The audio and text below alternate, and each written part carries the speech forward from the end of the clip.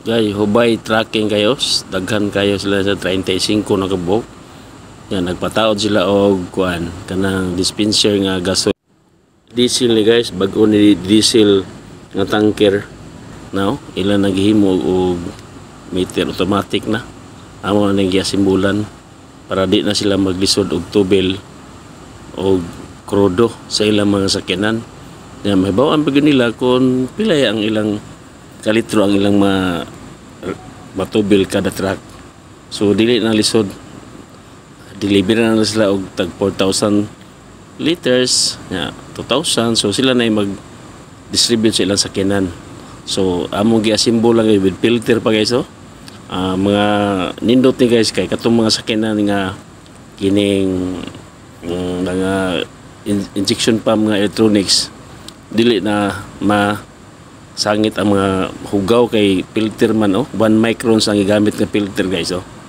Nindot kayo, why kulba kasi pag mga brand new yung sakyanan, nindot kayo og filter gitaod.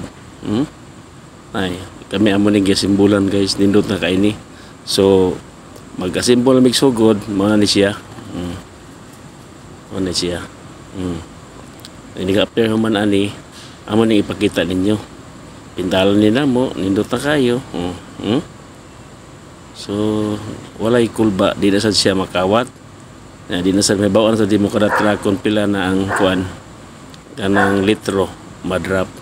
Gaso muna butang og frame brand new gini siya guys. Para mo frame gasimbulan ito li ang welder ani bay si Boy. Boy Andrade na mo na siya nag-welding, nagasimbol siya para nindot ang trabaho. Yagi lang gisukod. Yan yung ipilit niya sa tangke. Yan ang gisugod og welding. Yan, guman ani niya. Yan, biskulado yun niya. I-bolt niya ang katong machine para dili mawa. Dako kayo nag-area ba giabangan sa Hubay Tracking Services. 35 kabok o 36 kabok ang sakyanan nila guys. Kada adlaw nagbiyahe guys. Mga dagkob sa kayong tracking muna yung nag-supply ito din na mga sa kuan gasoline station na sila ilang kaugalingon nga ilang gip asimbulan guys. Mana guys. Dako kayo 4,000 liters ang kaning tangkiha guys, kaning blue sod ano yung krudo. Muna ilang i-distribute sa ilang mga sakyanan. So way problema kung way krudo, mabli lang dito guys na may in-charge na ni guys. Mananghid ka pila ka litro imong gusto, taga-align ka. Di na ka mapatubil-tubil nga to. So makasave jud ka kay palit nila ni guys barato ra ang 4 tons ang inig-distrib baligya nila sa ilang ikuan sa ilang sakyanan. Barato na jud kayo, minus na gasto nya, dako kay save. Mura kag naay ka guling gasoline station. Okay, so money guys. Guys, thank you guys. Thank you for watching guys.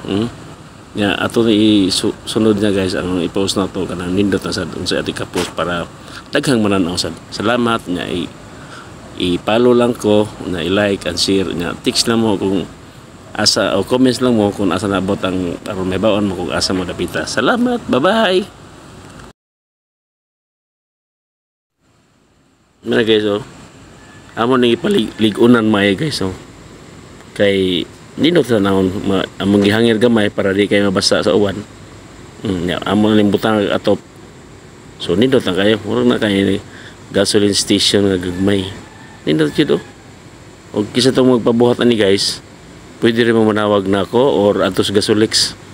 Ang nagbuhat ani guys, kami igor may contractor may Gasolix guys. Kanang Gasolix guys mo na mo sila ilag ini. Ako rin nagbuhat ani. Ako sa tabangan ng customer nga nindot sad hindi magmahay. Sa reklamo ninyo amo ginang ayuhon. Karon amo sa ning usbon kay gusto nila nga ang hose patasan. Amo sa sumpayan ng hose. Unang hose lang daan napaydang sod niya hindi na kay mo agas tugay kay mo man sila kabaw kun pilang litro na brand new guys. Mo kita yun mo brand new nindot kayo